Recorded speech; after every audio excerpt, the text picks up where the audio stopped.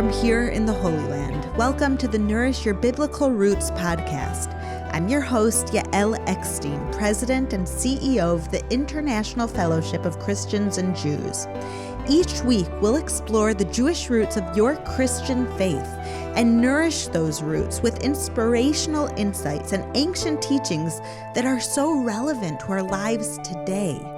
Let's get started.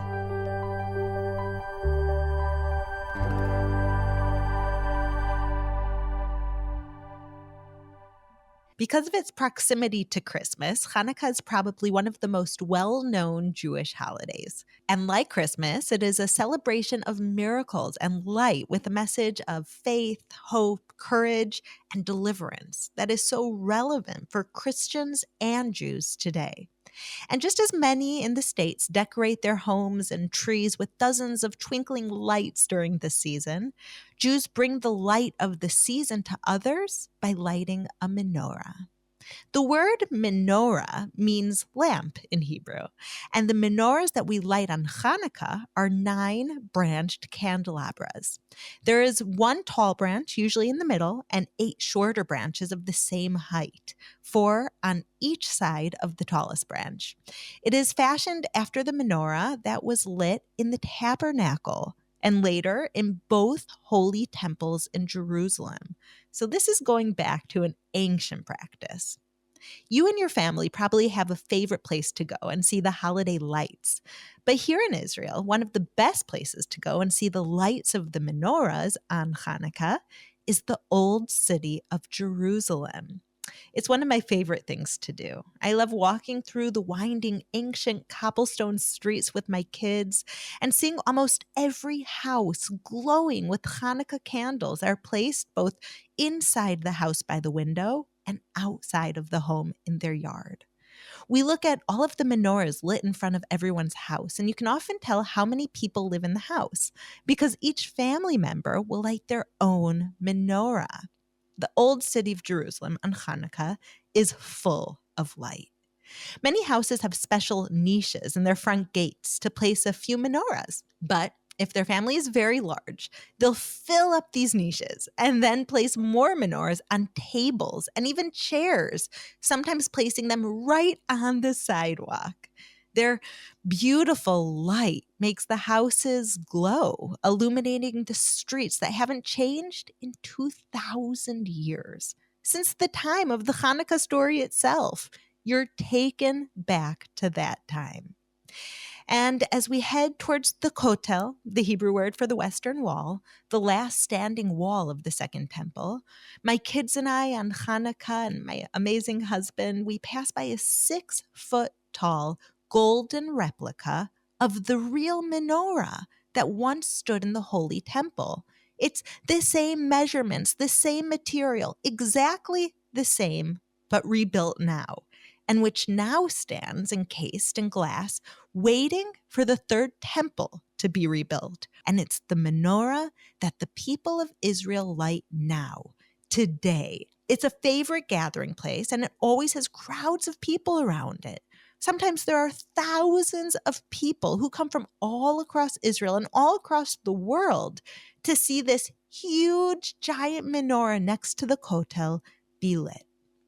It makes sense that Hanukkah is also known as the Festival of Lights. But the truth is, the story of Hanukkah is so inspiring. It's so much more than what can be thought of or summarized in this name of 3 words, Festival of Lights. It goes so much deeper. It's a stirring story of courage and faith and hope about a tiny group of faithful fighters called the Maccabees, who defeated not only the mighty Greek army, but who also stood up against the culture and their corrupted ideas based on immorality, idolatry, and selfishness. So much that we could, in a little way, relate to today. The story of the Maccabees is a call to all people of faith in all generations to be courageous and to stand up for our values and our beliefs against immoral culture, and to realize even if you are one of a few, you can still make a huge impact against the masses. It's a story that inspires me and that I hope will inspire you as well. One of the interesting things to know about Hanukkah is that it's the only Jewish holiday not mentioned in the Torah. This is because the story of Hanukkah occurred 256 years after the last book in the Jewish Bible was written, the book of Malachi. But Hanukkah is mentioned in the Christian Bible. John 10:22 tells us that Jesus came to the temple in Jerusalem during the holiday of Hanukkah. So we see very clearly Jesus celebrated Hanukkah. The other interesting thing is that even though Jews have been celebrating Hanukkah for over 2,000 years, we didn't have the complete historical record of the Maccabees because it wasn't included in the Torah. So we only know the full story of the Maccabees because Christians preserved the historical record of the Maccabees. In fact, some Christian Bibles include the book of Maccabees in their canon. That is such a beautiful fact to know because while Jews can thank Christians for preserving the story of Hanukkah, Christians can thank the Maccabees for preserving and keeping the Jewish faith alive, and therefore your faith. So, who were the Maccabees? Quite simply put, the Maccabees are the heroes of the Hanukkah story. But did you know that in the beginning there was only one Maccabee? Maybe you've heard of him. Judah the Maccabee. The word Maccabee comes from the Hebrew word Maccabet, which is a strong hammer or a mallet. It's an appropriate name for Judah because he was a hammer for God, hammering out God's enemies. Later, it came to be the name for the whole group of heroes because their battle cry was from Exodus 15:11. Their battle cry was this: "Who among the gods is like you, Lord? Mi kamocha be'elim Adonai. Who is like you, majestic in holiness, awesome in glory, working wonders?" In Hebrew, the first line of the scriptures, "Who among the gods is like you, Lord?" is said, just like I said before, Mi kamocha ba'elim Adonai. And the acronym for that line spells out the word Maccabee. If you repeat that line in Hebrew, listen to the first letter of every word. Mi kamocha ba'elim Adonai. Do you hear it? It sounds exactly like Maccabee. How dedicated they must have been to God to call out the lines from Exodus as they went into battle. They knew that their salvation, that their strength, that their success will only come from the Lord. Before we get more into the story of the amazing, courageous Maccabees, I'm going to set the stage for the Hanukkah story, starting with the destruction of the first temple. Do you remember by who? By the Babylonians in 587 BCE. After the temple was destroyed, the remaining Jews in Israel were exiled for 70 years in Persia. Through a series of God-orchestrated events, the Jews eventually were led back to Jerusalem under the leadership of Ezra and Nehemiah. Over a number of years, they rebuilt the city walls around Jerusalem and rebuilt the temple. At the same time this was happening, the Greek Empire exploded and spread far and wide to its eastern borders where modern-day Spain is, down to Egypt, up to Macedonia, and far west into India. Now, what little country is right in the middle of that empire? That's right, Israel. It was very important to the Greeks to spread their culture to all the lands they ruled. And in most countries, the new Greeks were happy to accept the new religion and culture. And even in Israel, some of the Jews decided that they wanted to fit in with the Greeks. These Jews were called the renegades, which is an apt word for what they were doing. They were also called Mityavanim, which comes from the Hebrew word for the country Greece, which is called in Hebrew Yavan. In English, we call them Hellenized Jews. These Jews decided that they really wanted to dress and act like the Greeks. And at the top of their list, they wanted to work out in the Greek gymnasiums and compete in the sports competitions. It was assimilation. Despite this group of Jews, the Greeks decided that not enough of the Jews in Israel were fitting into their empire well enough. So they sent armies to force the Jews to give up their faith. Eventually, they heavily taxed the Jews and outlawed the main Jewish practices under the penalty of death, such as keeping the Shabbat, Torah study, circumcision, and keeping kosher. You see, they weren't looking just to go and conquer the Jews and kill them. They wanted to kill their spirit, kill their faith. In the Hanukkah story, just like in many other biblical accounts of God's miraculous provision, just when you might think all hope is lost, God shows us the path. And so that is where we learn about Mattathias, a Jewish priest serving in the temple. He couldn't stomach to watch the Greeks and the Hellenized Jews defiling the temple in Jerusalem. So he moved from Jerusalem to the city of Modi'in with his 5 sons. One of the things I really love about living in Israel is that we are surrounded by the stories of the Bible. The stories of the Bible come alive before our eyes. We live in this ancient biblical homeland. We don't only live, we also work where these events actually took place. In fact, the fellowship's offices in Israel moved from Jerusalem to Modi'in. And the name of the street the office is on is called Dam HaMaccabim, which means the blood of the Maccabees. It's actually referencing a beautiful flower that they have in Israel, that this beautiful red flower in the modern language of Hebrew, they name Dam HaMaccabim, the blood of the Maccabees. How cool is that? The heroes of our story actually lived and walked and maybe even fought the Greeks right here where the fellowship offices are. It's amazing. Every time I walk into the office, whether it's in Modi'in or Jerusalem, I feel these stories giving me strength. So let's get back to Mattathias and his 5 sons. In English, they're called John, Gadi, Simon Thasi, Judah Maccabeus, Eleazar Avaran, and Jonathan Ephas. Mattathias, being a priest and a godly man, became a leader of people in Modi'in. The Greek officials heard that they were remaining faithful to God, and they were very upset. So they sent a government official to set up an altar in the center of the Modi'in town and force people to serve idols or be put to death. The official asked Mattathias, as a leader, to bring the first sacrifice, and while he was refusing to do so, another Jew stepped forward and did it, brought the sacrifice for him. You know what Mattathias then did? He grabbed the sword of the official and killed both the Jew who gave the tribute, who gave that sacrifice, and the Greek official. He made a statement. And when he did it, Mattathias called out, Mi lahashem Elai. What that means is, whoever is for God, join me. This again is directly from the Bible. Exodus 32:26. We see over and over again that the strength of these individuals fighting against a world power was found in the Bible, in them joining God. When they started battling the Greek army, they began using their more famous battle cry, and that was the beginning of the group who became known as the Maccabees. Suddenly, it wasn't just one person. It was many of them. Almost nothing compared to this world power of the Greeks. But the Maccabees were a tiny army nonetheless, with a lot of faith. And their battle cry, Mi kamocha ba'elim Adonai. Do you remember that from the beginning?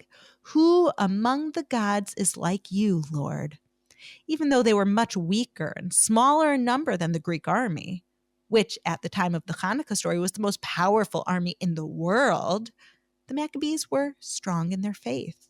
And the Maccabees were serving a much more powerful commander. They were following God, proving to us all what having courage and faith can accomplish. It can accomplish anything. I want to tell you a story that really illustrates how powerful our small acts of courage can be, even today, and how they can lead to miracles for others. This is a story of courage and faith that took place not thousands of years ago, less than 100 years ago during the Holocaust, from one of 15,000 elderly in Israel who are poor, who are old, and who the fellowship brings food to every single week. This person's name is Evgenia. Evgenia was born in a small town in Ukraine, the second daughter to very religious parents. In June of 1941, they heard that the war had broken out all around them, and a few weeks later, a neighbor ran to their door screaming that the Germans were coming to round up all the Jews. Evania's family was fortunate enough to quickly gather up as many things as they could and escape in a horse and cart. They even managed to collect her elderly grandmother. As a deeply religious man, her father trusted in God's plan for them. And so they set off, not even knowing where it was safe for Jews. They just left where they knew the Nazis were coming to, and they kept traveling in whatever direction appeared open. One of their first days on the road, they were hiding in the barn of a kind woman. After being there only a short time, the woman told them to leave as quietly and quickly as they could. She had learned that some men in town had heard that Jews were staying in the barn, and they planned to come and steal the horse and cart from Evgenia's family. The woman begged them to go quietly because if the men knew that she had tipped them off, they surely would kill her. They would kill all of them. So they took the horse, and they went on the horse, helping them to move a little bit faster. And there were many times that moving faster actually saved their lives. One night, they were crossing a long bridge, and the second they reached the other side, a German plane bombed it. They realized very clearly that if they had been even seconds slower, their entire family would have been wiped out in a flash. The bridge was bombed the second they made it to the other side. Thank God they eventually safely made it to Russia, where they stayed until the end of the war. The kind woman who had hidden them probably had no idea that in simply telling Evgenia's family to leave, that she actually saved their lives. Sometimes it's hard to see how small acts of courage can be miracles to others. Certainly, Matthias, in taking that one courageous step, had no idea it would lead to that tiny group of pious Jews, the Maccabees, defeating the mighty Greek army. He saw what was right to do in the moment. He saw that making a statement that he won't bow down to any other God, only to our Father in heaven, he saw that that was the right thing to do at that moment. He didn't realize how he would end up going down in history for the miracle and movement that he created. It wasn't easy. It took them 3 long years, but they succeeded in liberating the temple in Jerusalem and driving the enemy from their midst. When the fighters arrived at the temple, they were devastated to find it completely desecrated. Filled with faith, they cleaned it up. They removed the idols and rededicated the temple on the 25th day of the Hebrew month of Kislev, which is the exact same date of Hanukkah that we celebrate today. It took another 25 years to fully defeat the Greeks, but the Maccabees' courage and faith were the turning point in history that brought down the world's strongest empire. In Joshua chapter 1, verse 9, we find God telling Joshua, the new leader of the children of Israel, "Be strong and courageous, do not be afraid, do not be discouraged, for the Lord your God will be with you wherever you go." God tells us the very same thing today. Christmas and Hanukkah are a time to remember that it's not just about celebrating light, it's being the light. We worship and serve a God who is totally unique and powerful. He alone is able to perform mighty deeds for us, for those who love and turn to him. He alone is able to be with us wherever we go. We don't need to fear this world. God alone is able to intervene in human history and work miracles on behalf of his people. And we never need to be afraid because we know that when we turn to God, he is always with us.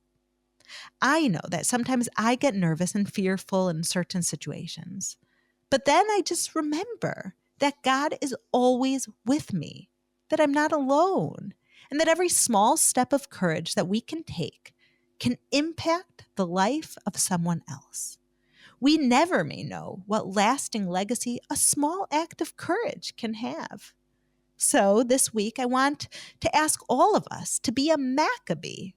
Think of a situation, whether at work, home, school, or your neighborhood, where you can speak out and take action for what is right, even if most people might disagree.